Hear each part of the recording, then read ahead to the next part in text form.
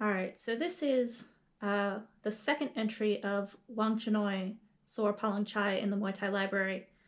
And coincidentally, when Kevin and I left the last session, we were like, oh, that's interesting. He never clinched with me. And then when we came back for the second one, we were very excited to work with him again, just because something about him really connects with me. And he immediately started out with clinch, which was cool. But so what he's showing me here is a lot of what he says also in terms of like how you shadow box, which is don't just swim meaninglessly or mindlessly. He wants me to control the arms and not use too much strength. But he doesn't want me to move for no reason. Like he wants me to be very jian yen. There, what he's doing, he's like, watch the feet. I didn't see him or hear him when he first said that. He will instruct me in it in a second. This is a young student of his. I think her name was Bam. And he had me working with her. And she's very, very strong. She's incredibly strong. So when someone's strong against you, it's very hard to not use strength back against them. But he's instructing me. He's like, don't use strength even when your opponent does, because it just makes you tired. So basically, I need to not be locking, and I need to be, they say lai can means to like control the shoulders and arms in clinch, but not just kind of swimming with no reason. So kind of like slow, methodical, just enough power, just enough control. And then we're just like placing knees on each other, these practice knees that you hit with the inside of your thigh. So I was able to like trip her down there for a second because she was putting so much weight forward. And so Wangchannoi comes in to make this point that you don't want to go backwards in the clinch. He says, my toi is to go backwards, to retreat. And he's saying, don't go backwards because when you go backwards, it's very easy for your opponent to knee you. When the opponent's going backwards, it's very hard for them to knee. So in the clinch, you push just enough, but not so your weight is falling forward. And you want to be pushing your opponent back, but you don't want to back up yourself. This is what he was saying before. He's like, tuck your head, use your head in the clinch, like push against the opponent's head to protect against elbows. But he says watch the legs and the feet while you're all tucked down. Karahat also watches the legs. I was pushing on him with my head, and he giggled. He felt me go against his jaw, and he liked it. So look at how he like presses his head in. He's like, don't float your head up like this. That's how you get elbowed.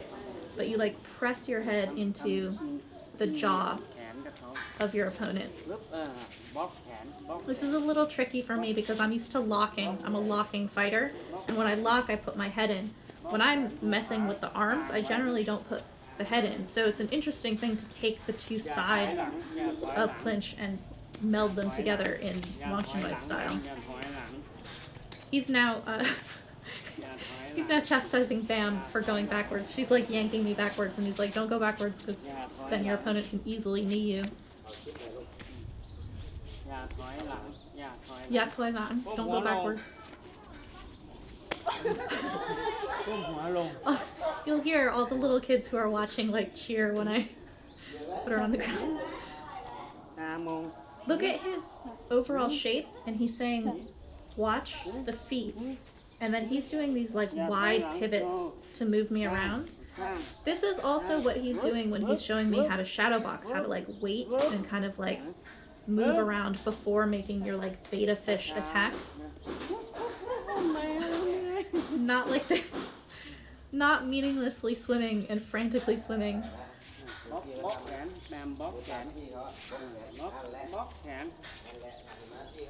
So I'm struggling because she's using power and pushing against me, but you have to learn how to, when your opponent is using power, you don't have to meet it with power. You can totally like let them tire themselves out and you stay jian yen and just kind of move when you need to. I think Kevin was actually watching us, like didn't follow with the camera there. But so here, that's where I'm comfortable, is like kind of building a frame. and then I can have my wider stance. But even though my head is more tucked, I'm not pushing it against her and I'm not looking at her feet. Those are two things that he emphasized about clinching, is you watch the legs and feet, and when you tuck your head, you push it into your opponent.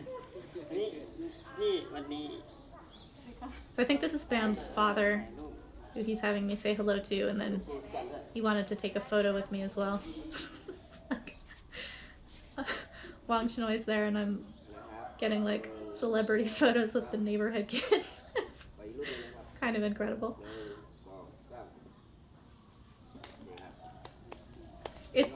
Look at these little kids. It was incredible for me because to me Wangchannoi is such a skilled and amazing fighter, but he's also really scary. To see him interacting with little kids and being really funny with young kids, like bah, bah, showing like how you get hit, was very cool. So look at how his wide stance and his like pivots and turns.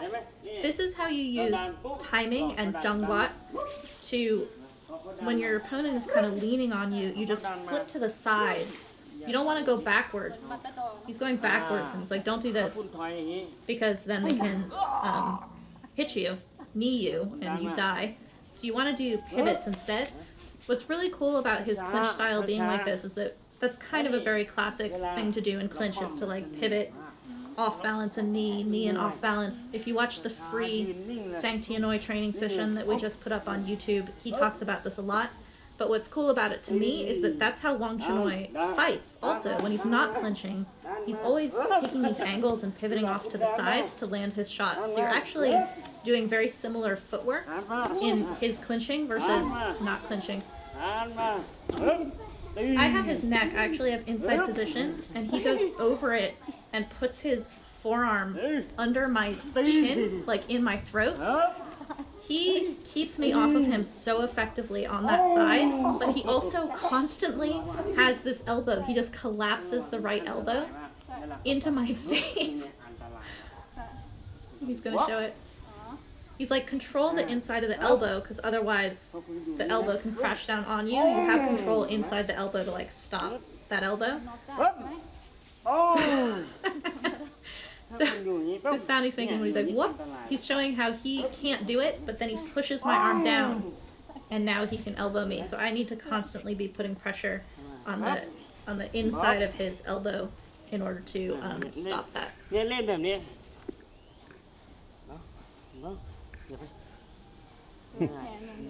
So he's like, you're just gonna make yourself tired and stringy, constantly swimming inside. You want to like move when you need to, stay when you don't need to. That elbow's always there.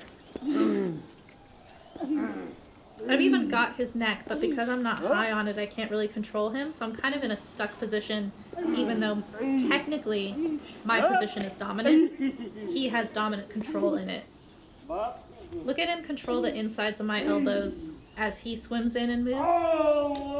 There's that elbow again. And then tucking under the neck like this. I can die happy having put Wangchannoi down in the clinch once. But going up under the neck like this, like controlling under the chin like this, is something that Kong Samut, if you watch his Muay Thai Library session, Kong Samut is good at getting up under the jaw like that. He was a very short fighter.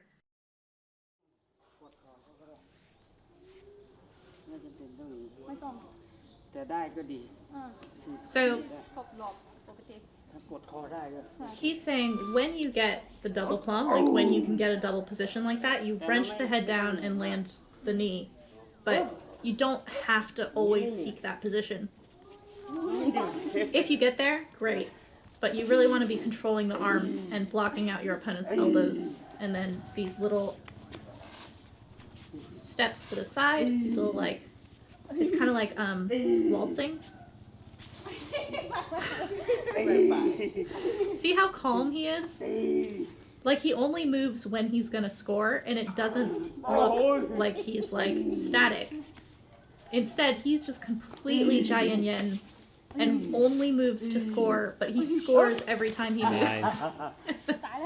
That's payback a good, like, 40 seconds after I put him on the ground. This is very good about real Thai fighters. They will get their point back in time. There's no rush to it. So this is like catching someone when they knee you. You basically just put your leg under their hamstring to like pin it up, and then you shove them backwards. The trick is you can't have your ass back. Like, you have to have your hips in and be upright in order to get the leverage. Berklark is in the Muay Thai Library. He teaches this very well. So he wants me to do it. Kneeing the other side. This is another point that's very much Wangchannoi, right? So if you off-balance someone and they don't necessarily go down, you follow them and land your strike. He's all about off-balancing and then landing your strike so that someone can't defend themselves or counter.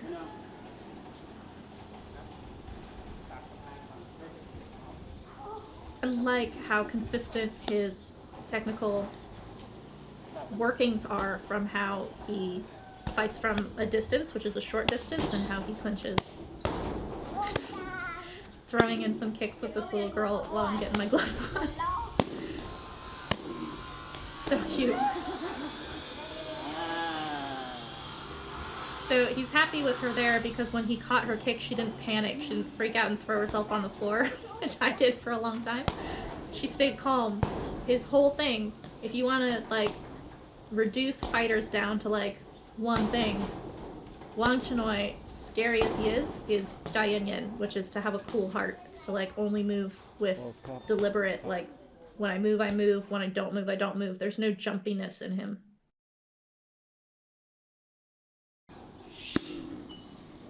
Alright, so this is going to be extended pad work. It's like 30 minutes of one round of pad work, basically.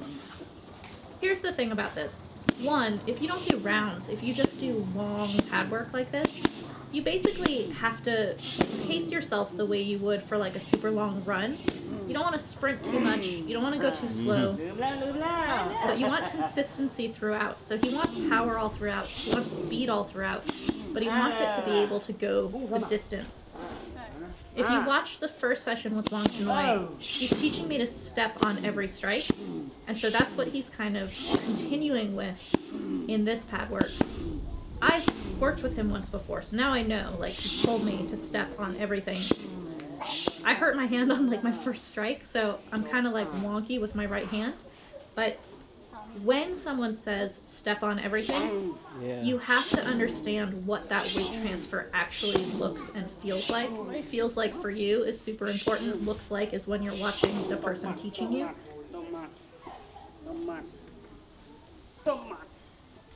So this is the punch that he knocked Nam Kaboin out in 33 seconds with. And he became known as Mr. 33-second punch because it was such an incredible thing.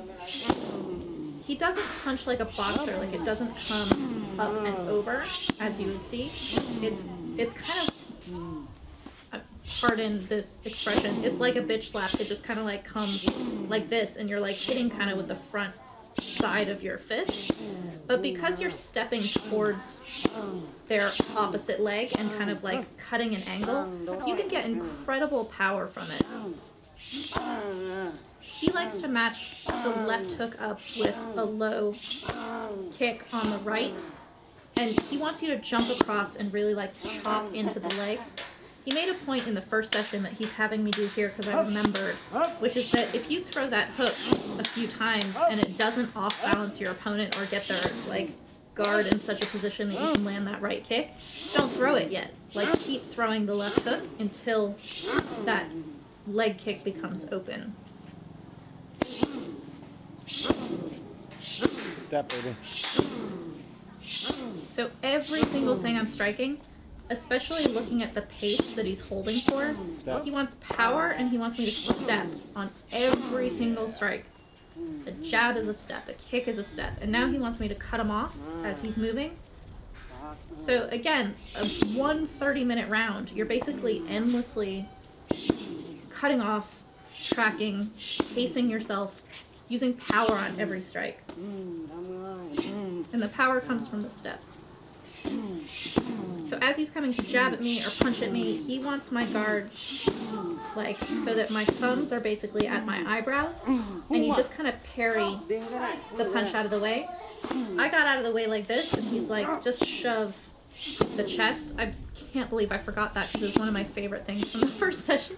But when you like meet someone as they're coming to punch you and you shove their chest back, you stunt their power, but you also off balance them so that you can land a kick off of it.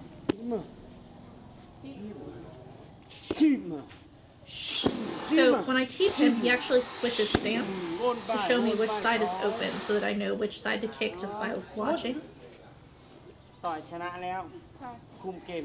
So what he's saying to me is "Doi chana lao." So he's like, when you're fighting and you've won already, now you're gonna go backwards. So I've been coming towards him this whole time, step on everything, and he's like, now you're winning. When you're winning and you're protecting your lead, you start going backwards. In Thai scoring, when you're already winning, you want to start going backwards and drawing your opponent to you, like I have the lead, come get it.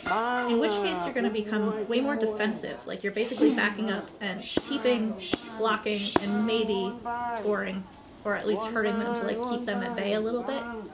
But it's the same thing where you're stepping on every strike, you're kind of like using the same footwork, but instead of cutting someone off, you're escaping and blocking. But in this session, he does this brilliant thing of teaching me there's the you're coming after to score mode, and then there's the you're going backwards to defend your lead because you're already winning mode, and you have to be able to do both. Tang cow.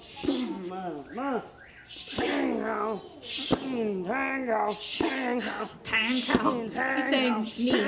Tang is to stab, and cow is a knee, so he's like stabbing knee.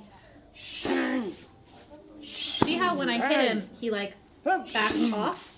I have to read the distance for the next strike off of that. This is really, really good pad work.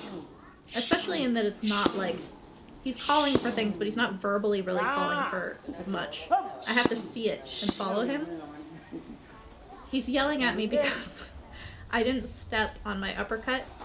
And now he's telling me, Haijia Yao. Haijia is to breathe, and Yao is long. So he's like, take a long breath, because in the relentlessness of a 30-minute round, you have to breathe all throughout. It's the same thing when you're running distance. If you don't know how to control your breath in order to keep your pace, you can't keep your pace. You're just gonna like run 50 meters and then stop and walk for a little bit. He's teaching distance running of fighting. No, he wants me to jump on that. He wants this like chopping into the leg thing. When he steps on that hook, he comes straight towards my back foot. I'm kind of stepping to the side, so I don't quite get the same angle or like power that he does, because I'm actually not as close to him. By stepping towards the back leg, I can get much closer, and it becomes like a super short hook.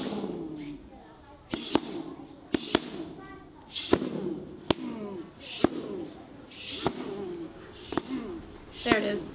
See how when he comes to hit me, I just push his chest back? He teaches that in the first session, so if you want to go back and watch the first session, he actually instructs that specific thing, but he's just making me use it now.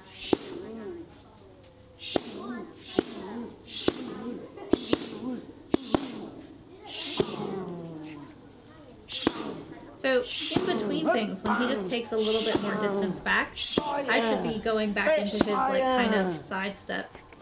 This now is he's coming to kick me, and he wants me to do a straight cross, like, into his throat as he's coming to kick me. So the punch beats the kick and takes the power out of it. Or stops it altogether, honestly.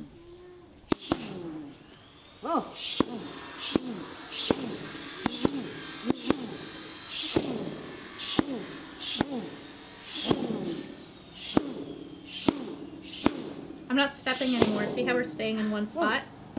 He wants me to basically be backing him up. He takes the step back as an opponent would, and I should immediately fill that space. It's like when you dig sand right on the beach and the water comes and just fills it. You want to be filling that space all the time that your opponent is taking as they back up. Controlling the distance all the time. I love pad holders who understand that you like non-verbally and without even pointing it out are teaching someone distance all the time. He's teaching a really good distance. He's doing it intentionally. So I could feel that my head was not coming straight the way his does. He's like, just breathe. Breathe. Big deep breath to like pace. So that's that little like parry and then counter, because when you parry someone as they're coming forward like that, you're gonna off kilter them. They're not necessarily off balance, but you've like skewed their angle, and so you can kick up into it immediately. And if you're close enough, you can knee.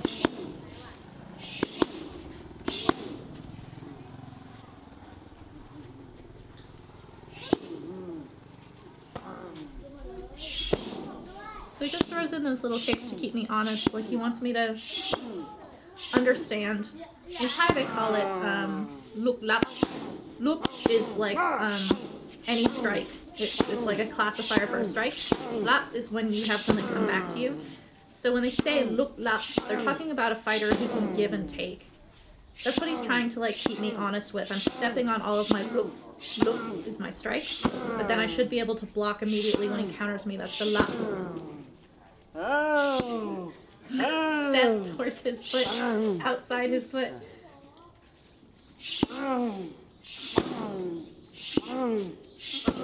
This is so good, this like cutting angles right and left. This is totally what he was doing in clinch in the first couple of minutes, but you're doing it in space with your striking.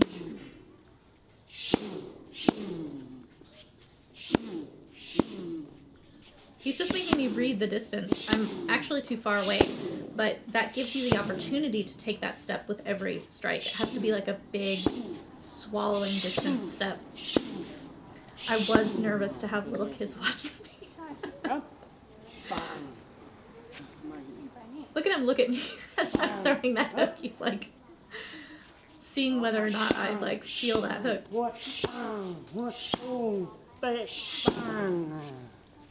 He actually does something that Karahat does as Karahat is teaching, which is he kind of uses his body as a pad as well.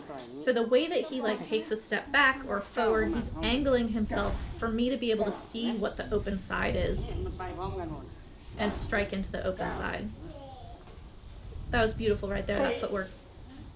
That's for the kick, is this step to the outside. If you don't step, you have no power. I'm stepping to the side of myself. I should be stepping outside his stance. Your step out is relative to your target, not actually to yourself. Gao means to step. So he's yelling at me, step, step, step, step. Specifically, Gao is a step forward. It's not a step back. So when your trainer is yelling, Gao, Gao, Gao, they mean a step forward.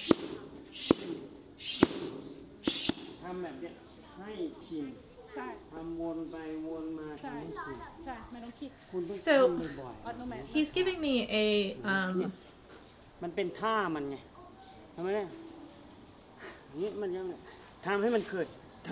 see the difference there where one is just the hand and then the other one is actually stepping with the foot. He's telling me you have to get used to it. He uses this word in Thai, chin, the same as your chin. It means to be used to something or to be accustomed to something. So you can say like yang my chin, like I'm not used to it yet. What he's saying is you have to become used to stepping on everything so that it becomes automatic. Like he doesn't think about it. He's not like, I better step on that strike. That's how the strike goes. Like it's been trained into it.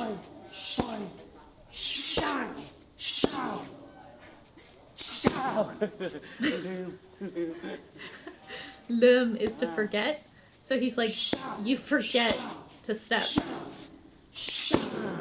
It's that I'm not used to it. It's that I have to think it. So it has to become automatic. So you're not thinking step on every strike. It's just every single strike has the step in it. Gao ma. and you step in, come. Look how long his uppercut is. So he's making a point here. He's like, in Muay Thai, your uppercuts and your strikes have to be much longer because Muay Thai has elbows. He's like, if you bring your face in for these really short, like, boxer uppercuts, they're fine in boxing because there's no elbows in boxing. You can lean right in and do these really short punches in boxing because there's no elbows. In Muay Thai, there's elbows, so you want to be really long in order to avoid someone countering you with an elbow while you're striking. That's what he's saying here.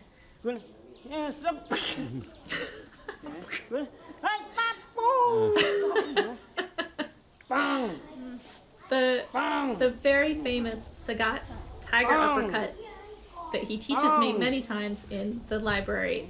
You should watch all his sessions. Sagat is amazing. He's a favorite of everybody for sure. His tiger uppercut is really, really long because of Muay Thai, because you can be countered with an elbow if you lean in too close. So you wanna have long punches in Muay Thai. Look at where his chest is. He's still tucked, and his foot is stepping really close to me, but his head isn't invading that spot where he can be countered with an elbow. It's like they're like kind of dignified, upright, polite distance punches. Oh, they're hard though. He's got heavy hands.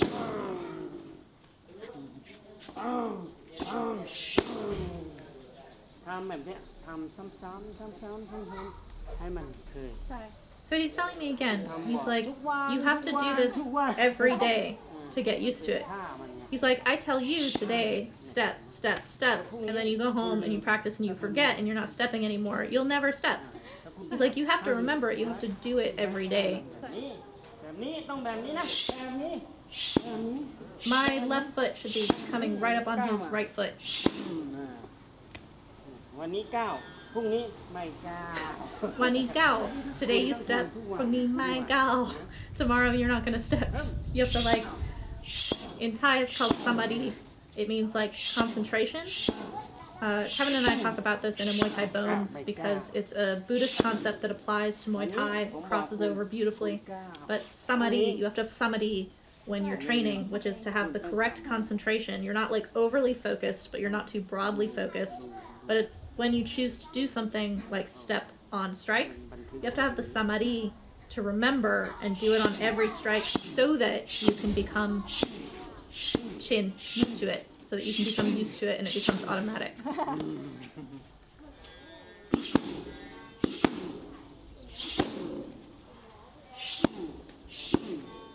So I'm stepping forward on those hooks, but I'm not stepping around on those hooks. So you have to acclimate yourself to the kind of like side to side that he's teaching as well. Wangchannoi, especially with the side to side.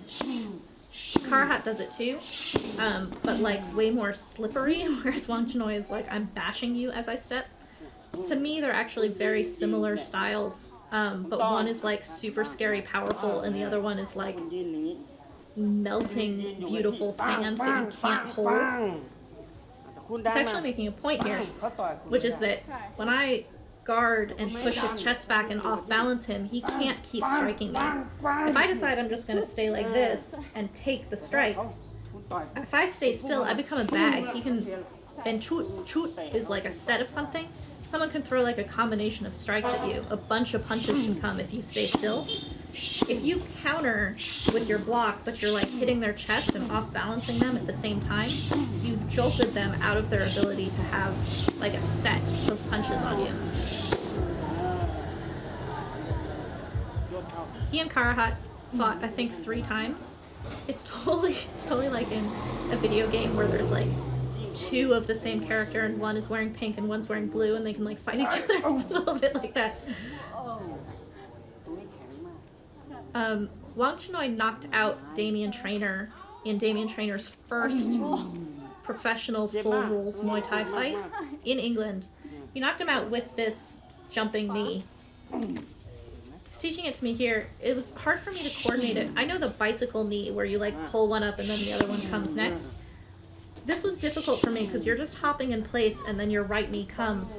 But you have to kick your your front leg back at the same time. You basically do this little like switch split with your legs, and there's power in it. But he's like, a knee is hard, a knee is powerful, and when it like hits you in the chin, you're just fucking done. I can't get the coordination, which is why I'm like pausing and struggling here. It took me a minute to realize that you're not actually covering a lot of distance going forward. See how he's in one spot? You're jumping up in one spot rather than forward so much. Watch the like bow in his legs when he does it.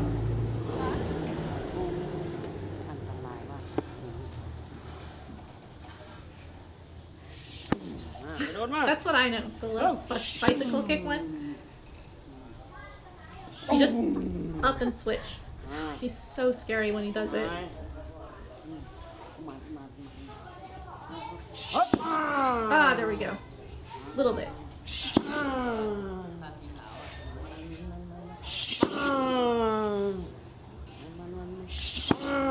So this is one of those things where it's actually super efficient if your opponent's coming towards you. If they're covering the distance for you, you can just like up in one spot. He actually leaps forward to like chawn and like meet them. Look at him do it. He's bouncing in place and then it just goes. There we go. That had power on it because I realized that it's up instead of like covering a lot of distance. I don't need to like cover all that distance. I can walk to cover the distance and then throw the knee. There we go.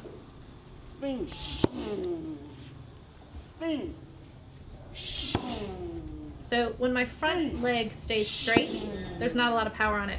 When the front leg stays bent but like flips back behind, that's how the power is generated on that.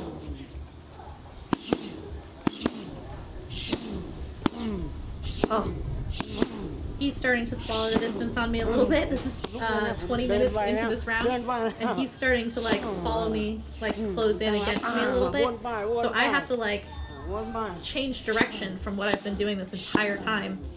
It's totally what happens in a fight. You've been coming forward the whole time. You've scored and gotten the lead, and now you need to start drawing back and pulling back. He's like, when we go backwards, that's when we can breathe.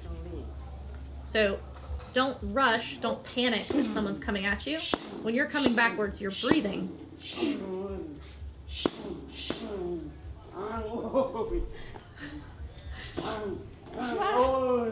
So he's actually popping me in the face a little bit because I'm not quite getting that parry. Again, my thumbs should basically be right at my eyebrows, but out a little bit so that I can intercept punches before they get to me, rather than like hitting myself with my own hand.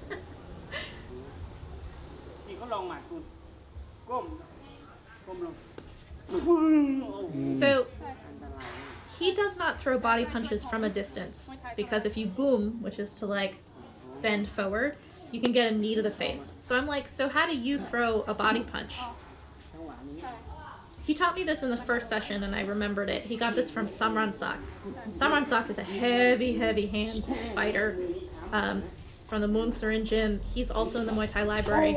But he fought Wangchannoi, and Wangchannoi stole this from him, which is that when your opponent knees you and you take the knee and handle the knee, as they're coming off of their knee, that's when you throw a body punch. Because one, they've already fired their shot, so there's no bullet in the barrel for them to be able to knee you while you're body punching. But they also, as they're coming off of the knee, naturally have to be relaxing because they've just shot their bullet. And as they're coming back, they'll be more relaxed and their muscles are relaxed. And when you nail them with a body punch, it's like as they're taking the breath. Whoa, nasty. So he doesn't throw body punches from a distance because you have to like drive your head in. He throws them after a knee. And he stole it from Samransak doing it to him, basically.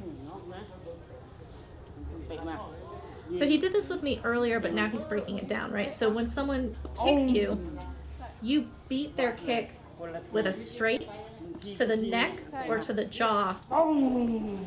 My kick's not landing on him. There's no fucking way, because he beat me with the punch. He's like, if their kick beats your punch dies. Like, it doesn't reach them because your hook, like your root is broken by being kicked in the ribs. But if your punch beats their kick, you break their root and their kick doesn't land on you. So it's basically a, like, who hits first with this cross to interrupt a kick. But you gotta step hard, like, decide to go and go. Oh. Oh.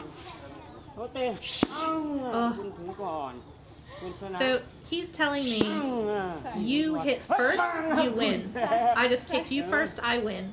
So now, as we play this same game, he's letting me know, Kun chana, meaning Sylvie won. Kun chana, my punch hit first. Kun chana. It's like that, that hand slapping game.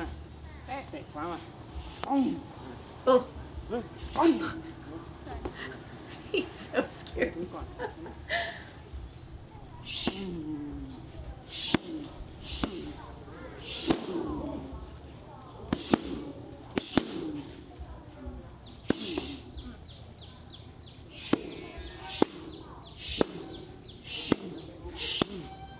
So see how every single thing that he does, like the way that he paces himself, the way that he moves with his pads, is getting whoever he's holding pads with, me, to step on everything, to get used to stepping on everything. Here he teaches me a trick that he gives credit to Karahat as being someone who does it really well. When you kick someone and then you stick your leg, right? This is basically the counter to what he just taught me about crossing someone in the face while they're trying to kick you, is that if you kick someone and then keep your leg bent and kind of put a bar against them, their punch can't get to you. You've like put up a blockade. Says Karahat was really good at this. And then he's also pushing me off with his shin.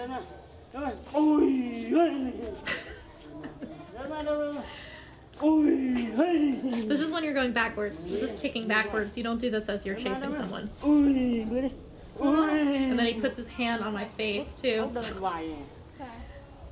He said you have to be faster. So again, he has the look up, right? So there's times that I'm coming forward, stepping on everything, and now I have to come backwards. He's coming after me. I have to kick, stick, and then shove him off with my shin. Or, because I'm 100 pounds, I throw myself backwards. When you're first learning how to teep, when I was first learning how to teep, I shot myself backwards all the time. You have to bring your weight forward a little bit as your shin is pushing them off. There we go. I'm overturning my hip a little bit, which is why it's so hard for me to have balance and what's it called? An angle. Leverage. To have the leverage on him. So when I kick, I don't want to turn my hip all the way over with my shin against him, because if you're turned away from them, like your shoulder is overturned, they just walk towards you and you go flying. You have to kind of still be open with your shin on them to be able to have the leverage and be able to like kick them off.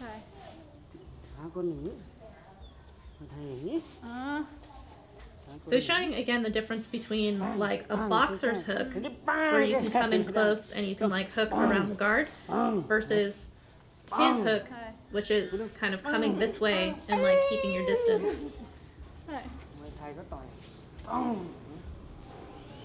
He was a successful boxer as well. He had a little bit of a Western boxing career. Again, heavy hands.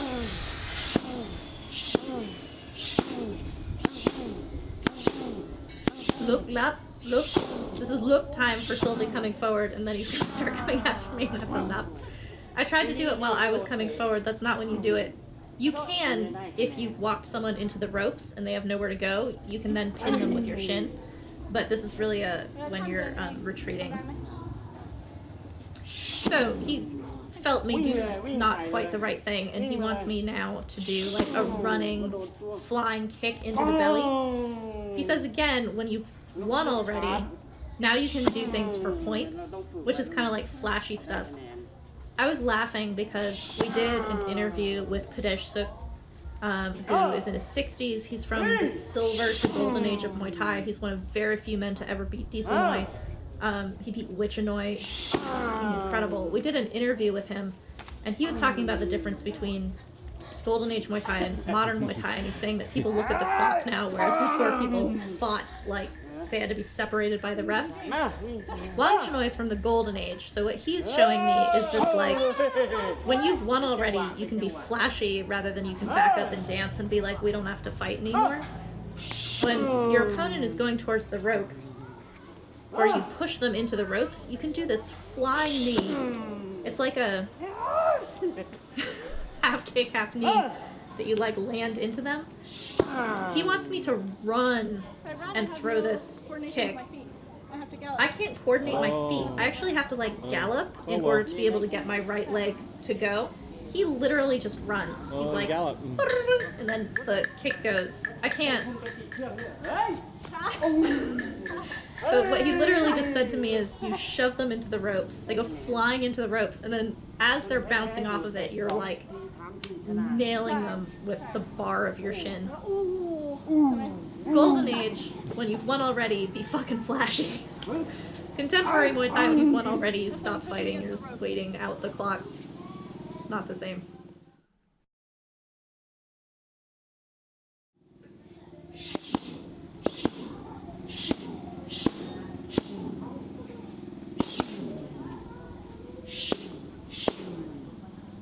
So he's making this point again, that in boxing, you can get much closer and like lean your head in and protect yourself with like these lean-ins and like you bend in the knees. It's like in Muay Thai, look at this difference, it's like distance he takes. Still punching my fucking neck, no. Like he taught me in the first session. Punches the neck, it's nasty.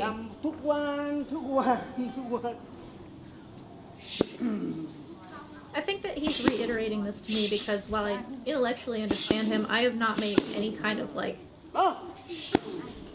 noted difference in how I'm punching at the distance in order to show that I understand what he's talking about that distance for Muay Thai.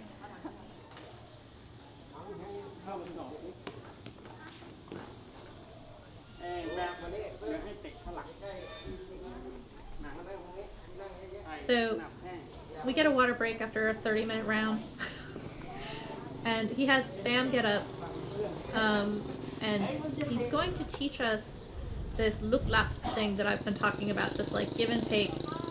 Again, this is totally Thai scoring of coming forward and scoring, and then once you have the lead and it's late enough in the fight, you can start kind of retreating and pulling your opponent towards you so that you're really just defending your lead.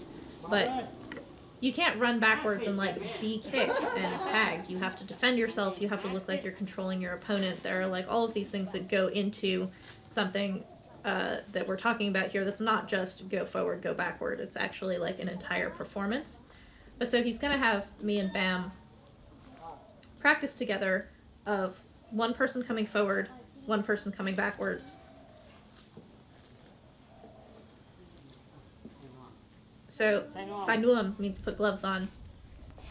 But he made it very clear that I'm only allowed to defend and teep. She put the belly pad on so that I can teep. She can throw whatever she wants.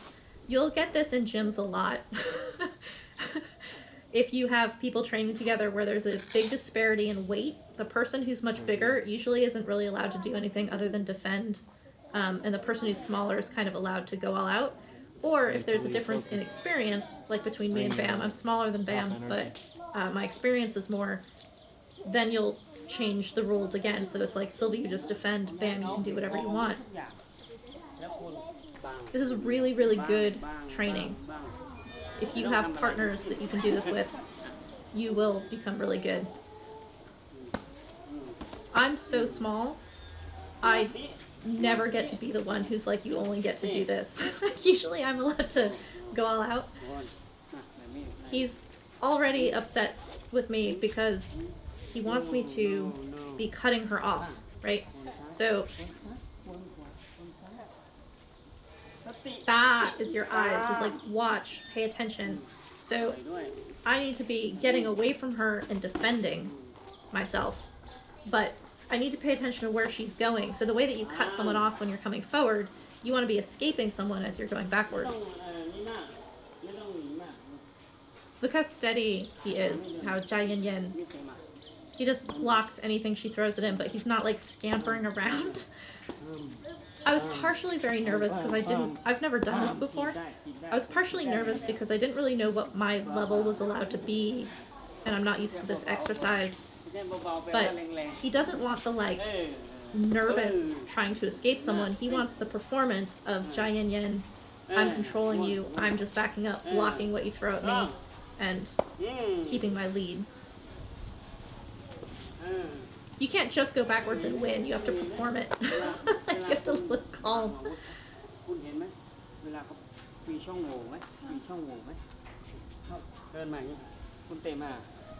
So he's showing me how to be me, like what he wants from me. He's like, watch the opponent and just lock out everything that they're throwing at you. Then you can like have your strike. I'm not allowed to hit her with anything other than a teeth. But don't just like get off of me. He's saying if you throw a bunch of things, like trying to keep someone off of you, your punches just go everywhere. It's like you're the A-team, you're firing a bunch of bullets that never hit anything. Instead, he wants you to be a sniper, where you're calmly backing up, locking out everything she throws at you, and then bam, there's the like punch to the throat.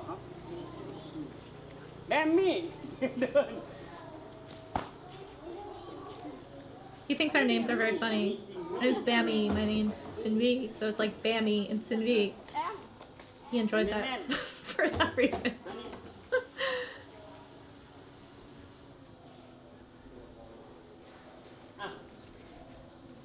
Again, she's very strong and she's bigger than me. I was a little bit panicked, but that's the reality of who I fight, so this is actually incredibly good for me.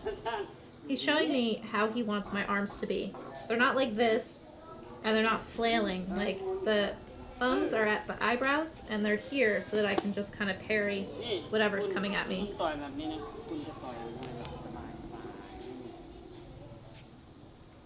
He's like, you're just going to make yourself tired and stringy and look terrible if you just, like, panic throw things. Your eyes have to look and see and just shut things out. Jai Yin Yin.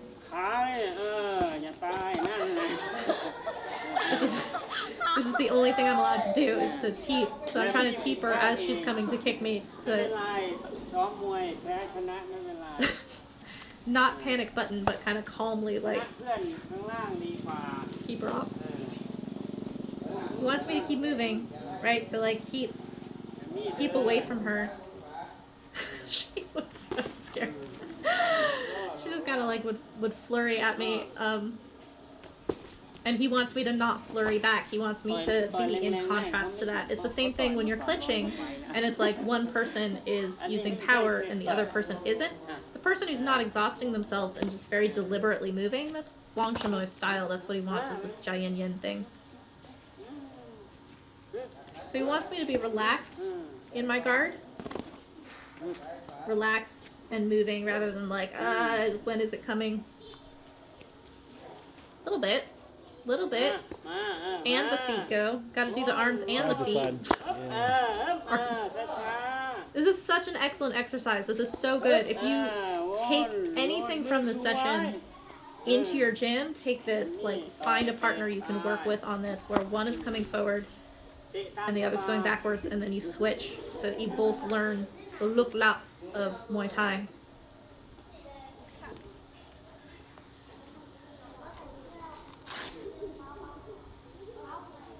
I was super stoked because the shin guards I'm wearing are the ones that Wangchannoi was wearing earlier. A little bit fangirling that I'm wearing Wangchannoi's shin guards. And the kids cheer. So now he's instructing her. He's like, you are allowed to throw anything and you are supposed to be coming forward, but this is the jangwa of Muay Thai. This is the rhythm and timing of Muay Thai. This is what you need to pay attention to as you're coming forward. So whereas he's chastised me, don't look frantic and this because of my level, at her beginning level, what she's learning is the same thing, that you can't just come forward with everything. You have to be rhythmic and aware of where you are in order to not be countered in that way. We're learning the same things, but at like different experience levels. Don't freeze. Don't stay still, is what he's saying. Don't stick to the floor. Always move. Like, keep your rhythm moving. It's not my style. Your look on your face was confused. This is very hard for me. I'm like a shark. I don't go backwards very much. So this is actually brilliant for me to work on. Jangwa Muay. It's telling her this is the rhythm of Muay Thai. This is timing in Muay Thai. So she's trying to fake now, which is actually really smart of her. And he wants me to just keep moving. The more I move out of the way with like rhythm and calm, the more tense and strained she's going to look as she's trying to catch me. And that's what you want out of a fifth round. When you start drawing your opponent, when you start backing up, you want them to look desperate. Like they can't catch you, or that they're too tight, or that they're, you know, like out of their head a little bit. You want to look more calm. His hands. He's chastising me for my hands being like not. he says I put my guard by my ears. It has to be by my eyebrows in the front like this.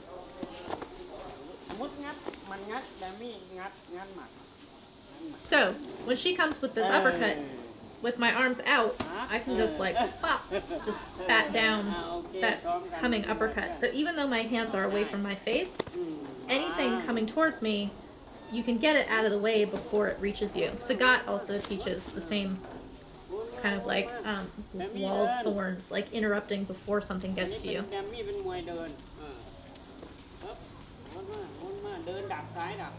So she's learning how to cut off, and I'm learning how to escape. We're learning together because of the pairing. So good. Really good for me.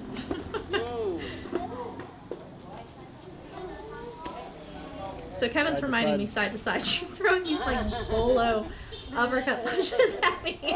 And like, honestly, I should just be able to pop like what I just did. I should calmly be able to just parry that. She's very smart. She throws the bolo punch and then she comes over with the cross because my hand has just parried down, so it should be open.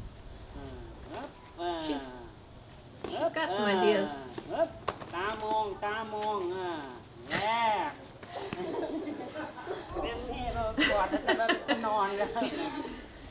He's saying it's not time to lie down.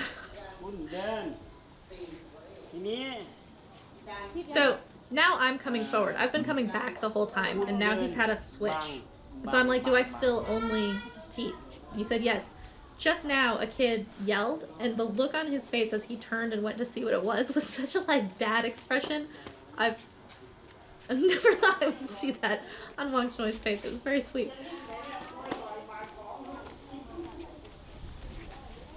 So Bammy and I actually have the same weakness, which is that it's very uncomfortable for us to go backwards. So I'm supposed to be coming forward, and still, as I'm coming forward, still just blocking and locking her out. So I was at the end of the fight as I was going backwards, and now I'm kind of at the beginning of the fight when I don't really need to bring my weapons out. I'm just kind of like cutting off and shutting out an opponent. This is not scoring time. This is opening rounds and ending rounds for me. Bammy is allowed to have her weapons come out as she's coming backwards. That's to help me so that I can block. Jai yen yen. Watch.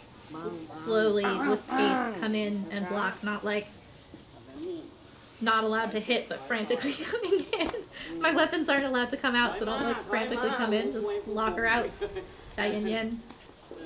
You can see how hard this exercise is. I've never done this before, so this is like super unusual for me, and I can tell how much I need this.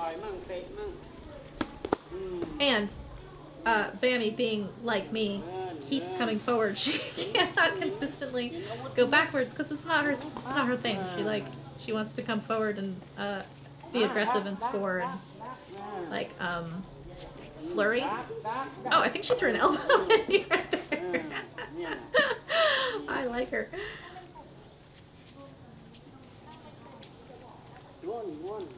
But you can see how when you're coming backwards, you especially do not want to show pressure. Like, you don't want to show that you're under pressure going backwards. You want to look really calm. Like, I can just shut out anything you want. ใจเย็นๆ cha is slow. He doesn't mean be slow like molasses. He means take your time. Look paced, look calm. To me, ใจเย็นๆ to me, what Wangchannoi style is, if you know betta fish or fighting fish, they float at like a close distance, and then there's that flurry, and then they're out again, like this. That's his fighting style. He has this beautiful waiting, pacing, like he's just floating, ethereal, that beautiful, colorful tail, and then there's that flurry, and then out. Betta fish, fighting fish don't look tense as they're like waiting. They beautifully float around each other like a lava lamp.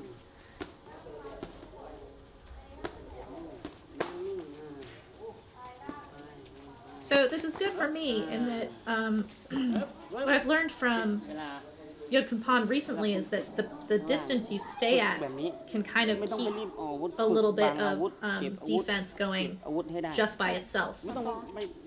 So Wangchannoi style, where you're just blocking someone out but calm, if you do it from a distance, they can tag you. You're gonna have to be like watching and blocking.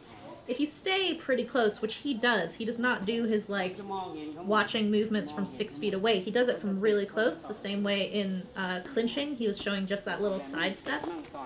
If you stay close, you're too close for a lot of the weapons to come out anyway, and so you're already defending yourself. But then you have this calm watching, you see all the movements, and you can just kind of throw up the block to block them out from their points. He's chastising Bammy because she's supposed to be going backwards right now. She's not.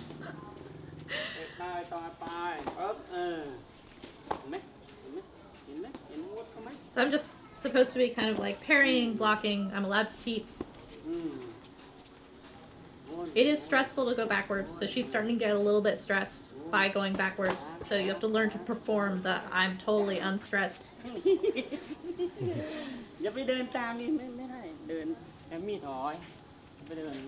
So I'm following her, like I'm kind of chasing. He wants me to cut off, right? So you're cutting off the opponent. That's that whole footwork he was having us do in the clinch at the beginning. It's the footwork he had me do in shadow in the first session, and he'll have me do again here. But it's this kind of like angles, cutting angles all the time. You're like corralling your opponent.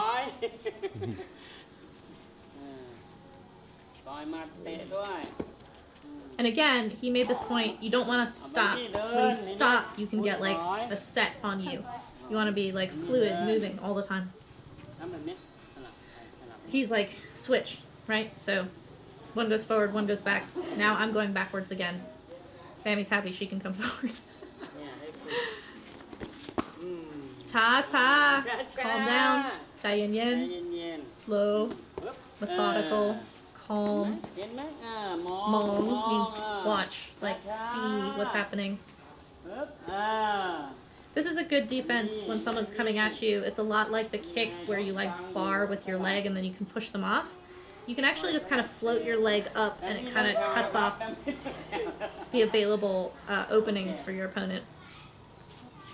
Bammy got a little tired, that's why that stopped right there. You have to build up not only endurance, but what Wangchannoi has been teaching me in these sessions is that, like that 30-minute round on the pads, you're in like a marathon. The thing about Thai scoring is it's a narrative, it's a marathon. It's not how you can burst in each round. It's the overall story. So you want to look strong all the way through. So he teaches that when you're going backwards, that's when you're breathing. When you're floating and blocking and watching, you're breathing. Like you want these like deep, calm breaths to keep yourself calm, and then you can have your flurry and not like be gassed by it.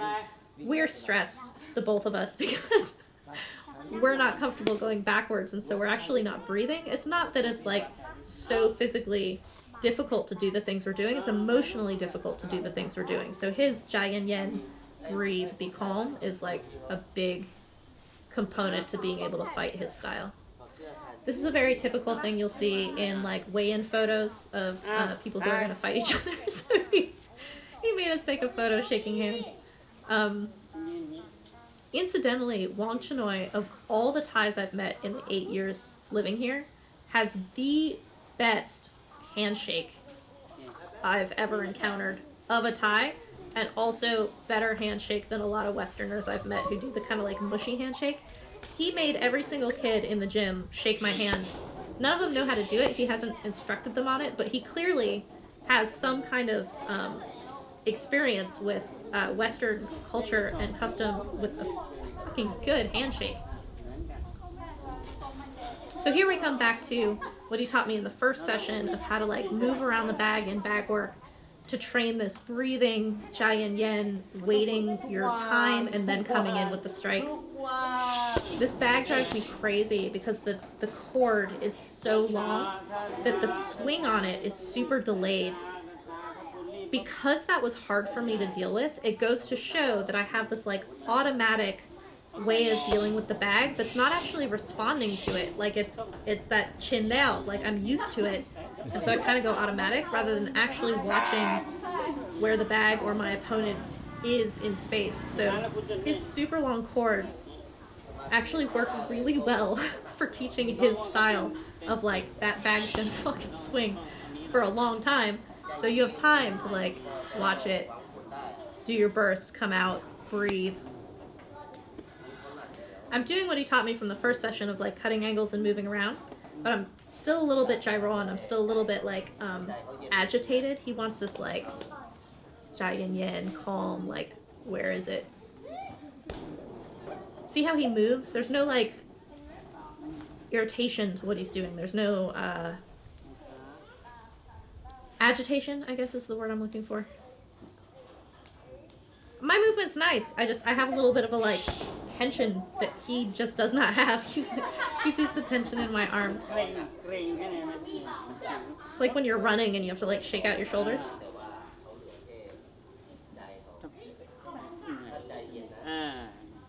So thumbs at the eyebrows again, he's saying, and they move. They move, but they move with the rhythm of his feet. It's not meaningless. They're not just like, you're not just like doing this. They have like the same rhythm as the legs.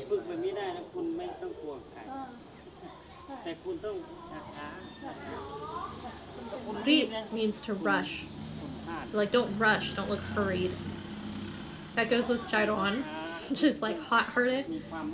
Jai Yen, cha, slow, cool heart, and then you fucking kill it like the beta fish, and then back out into your ambient, beautiful tail movement. I need to get a beta fish, study it, become Wangchannoi by studying my beta fish.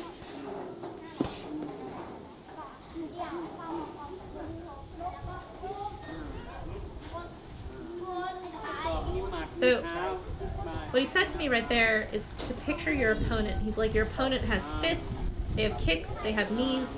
Picture all of their weapons coming at you, and you're dealing with them. You're parrying it, you're slipping to the side, you're blocking, you're waiting for their little set to be done, and then you can counter. Like, see it. Really see it. I had a beautiful comment on an Instagram share of a video of him teaching this in slow motion. He was doing his like leg trap. It was, his imagination's so good, I can see his opponent. It's like, totally. You can see what he's responding to because he sees it so clearly.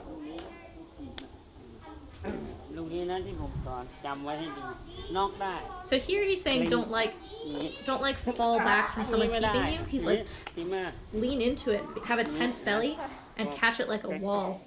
I'll tell you who else does this. is Dieselnoi. Dieselnoi is like, fuck you when you teep him. He kind of like steps into it as he parries it or catches it. ใช่ ไม่เราไม่สองเก้า ใช่ เราขึ้นมา He taught this in the first session. You like push them forward and back and wiggle them so that you can off balance them and land the head kick. แทงเข่า This is nice too. So as I'm coming to knee him, again, he's like, tense your stomach. You might get a little bit of the knee. You don't want to like melt off of it. It actually makes the point look better than it was. You want to kind of like push their chest to take the power off of it and off balance them, but tense yourself so that there's a little bit of a like, when they hit you, you're not melting off of it. And then you counter with that samran sak punch to the body or neck. แล้วคุณต้องกลัวมากๆมวย Oh, and then he's back into that jumping knee to the jaw. ไม้ พอโดนควัน เย็ดสมอรี่ได้ Look how calm he is first. Totally that beta fish. Like, I'm just hanging out and then bop right up into your jaw. Chamuk Pet in the Muay Thai Library, he does this just stepping. It's like an uppercut with his knee and he like comes up on his toe. Wangchannoi is doing it with a jump. But Chamuk Pet also has one straight up the center to the jaw. ตรงนี้ He pulled the kids up to teach them this knee. So watch him teach it. He's showing how hard that part of the knee is. He's like, aim here. ฟันห่างเลยนะเวลาต่อย He's so scary and so sweet at the same time. So he's showing your opponents like, I'm calm, because you're calm. Like, there's no problem here. And then bam, up into the jaw. This is actually a disparity between him and Karahat. Karahat creates tension in his opponent in order to be able to see them better. It's like throwing a blanket over a ghost so that you can see all their movements. Wangchannoi is like, I want my opponent to be like, oh, we're in relax mode, and then he goes in while they're like soft. That's that sudden knee, his like sudden explosive movements. Burn in Thai means to like do something a bunch of times. So when you burn kicks, it means like do 50 kicks. Burn knees means to like do 300 knees. He's saying you have to burn and do a bunch of these low kicks. ตรงนี้ He hit the inside of my leg, like เห็นไหม not my kneecap, but the inside of my leg where the joint is. I don't think I've ever been touched there. He was like knocking on it with his finger. I was like, a kick there would kill me. And then the IT band on the outside. มีไล่คันมีคน So I'm asking him, I'm like, I don't understand, when I watch Muay Thai on TV, people will have beautiful, nasty leg kicks that are affecting their opponent, and then they'll just stop doing it. คุณต้องมวย And I'm like, ยิ่งน้อย you can knock them out. Why did you stop doing leg kicks that were so effective? He says people who run a lot have really strong legs. You can't knock them out in a fight. You can hurt them, but they're not going to be knocked out within the time of a fight. They're going to feel it later. So this becomes, how do you strengthen your legs so that someone gives up on their leg kicks instead of knocking you out in a fight with them? Sylvie. คุณจะให้เขาเตะขาไม่ได้นะนี่เล่นท่า Since this session, I've been doing these. เตะแข็ง They are ไม่เป็นไร quickly effective. People give up on leg kicks because it's hard to knock people out who run. Mm. So he gets these little disc weights and he puts his heels on them to like put his feet at an angle. Then he bends his knees and watch how his butt just goes kind of straight down. You don't do like a full squat. It's just this little dip. เห็นไหม He says do 500 of them. I said I've been doing these since this session. I do 100 because you have to work up. So I do 100 in the morning and 100 in the afternoon. So 200 a day.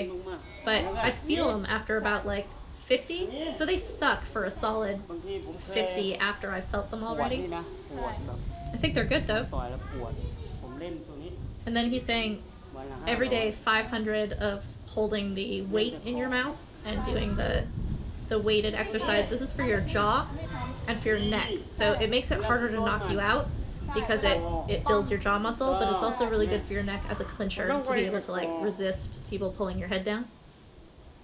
Look at how he's doing it though. Don't do this crazy like I'm gonna wreck my back.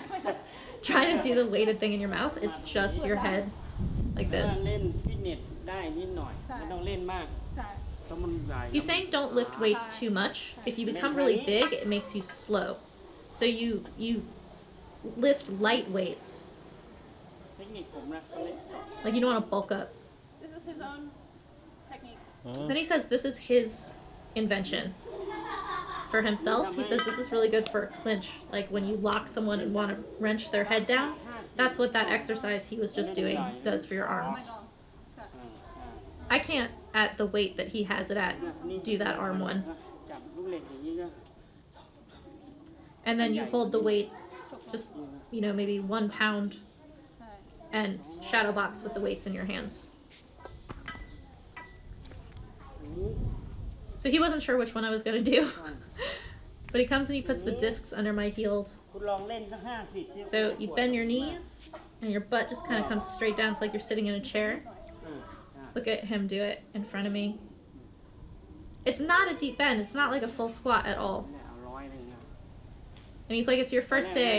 Calm down. Just do like 100. เนี่ย But you're building up the strength of your thigh to be able to ต้องเล่น take แบบนี้ด้วยขาพอดี leg kicks. In Muay Thai, you don't like take leg kicks the way they do in karate, like block them. But in case you get leg kicked, you want to have strong legs. He says people who run and doing this, it's very hard to knock someone out with a leg kick. Thais are way into legs. Like gamblers, look at your legs.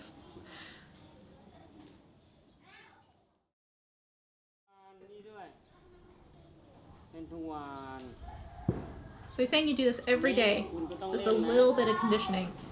In Thailand, there is weightlifting, but it's like he's saying, it's usually like not super high weight. It's usually higher repetition, lower weight. Depends on the gym you're at, depends on what they think, whatever. Just follow what they're telling you to do. But in general, if you want to do what they're doing in Thailand, or if you're in Thailand in general, there's a lot of calisthenics, push-ups, pull-ups, sit-ups. If you're going to be lifting weights, it's usually not super heavy weights. 300 It'll be lower weight and higher rep. 300มีรายการเล่นทุกวัน500 So he's like, you do 300, but then if you have a fight coming, you move up to 500. นี่คุณนี่มัน Very, very Thai. He's like, you don't want bulky muscles, but they like big, strong thighs on a fighter. So run a lot and strengthen with stuff like this. Don't like bulk your legs, but be strong in the legs.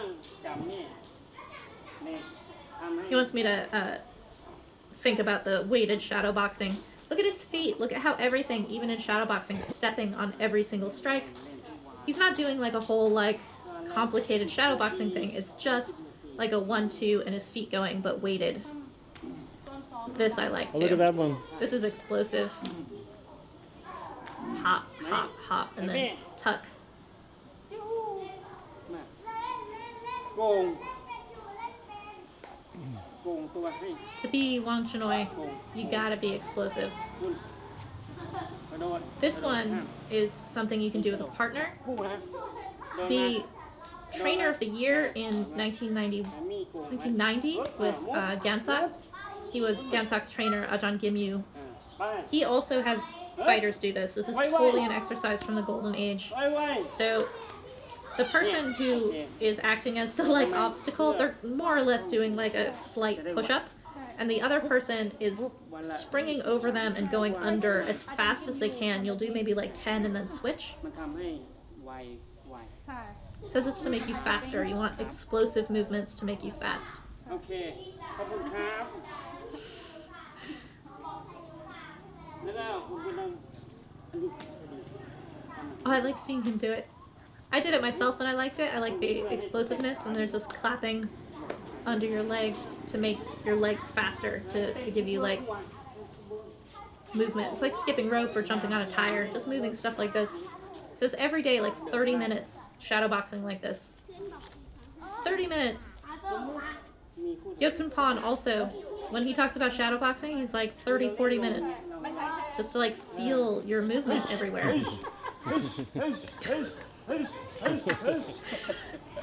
Wangchannoi ไม่มี is not like this version of shadowboxing. It's hilarious and brutal.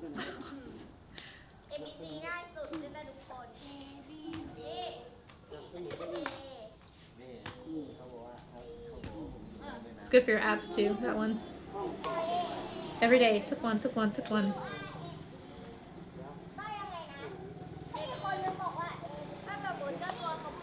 I love that he just has this like group of kids that come. They watched my entire session, and then when we were finished, they pulled out all the equipment that's in that locker and got ready to like train themselves. So they basically came to like be an audience to this session, and then they trained after. It's very cool. I think they're just neighborhood kids. I don't know how far they come to train with Wangchannoi, but he's very, very good with them. ทุกวัน Tuk one every day. And then he takes the pad for like, you know, smashing the stomach on sit-ups. This is very typical of Thai training, is the like smashing the stomach on sit-ups. I'm sure you've seen it. One of the reasons this is really good is that you can't relax your stomach between things. So you learn to like tense and stay tense and like be able to fight with tension. When Dieselnoi came to Petrungrung and was training the boys, when they were doing their sit-ups and he was smashing their stomach, he would hit them places other than their stomach to get them used to contact everywhere and like breathing through that with their sit-ups. It was like, yeah, you might take it in the chest or the ribs, the back. He was just smacking them everywhere.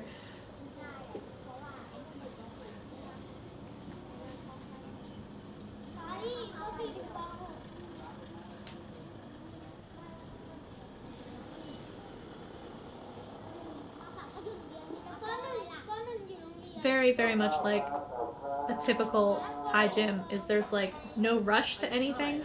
There is high repetition to everything in terms of like you do hundreds of this or hundreds of that, do your kicks, whatever. They teach you something and then you just do the work to like feel it in space. This pad work that he does with me where you're just feeling that distance all the time, that is very much how you learn to fight, is that feeling the distance all the time. But I should be stepping on everything.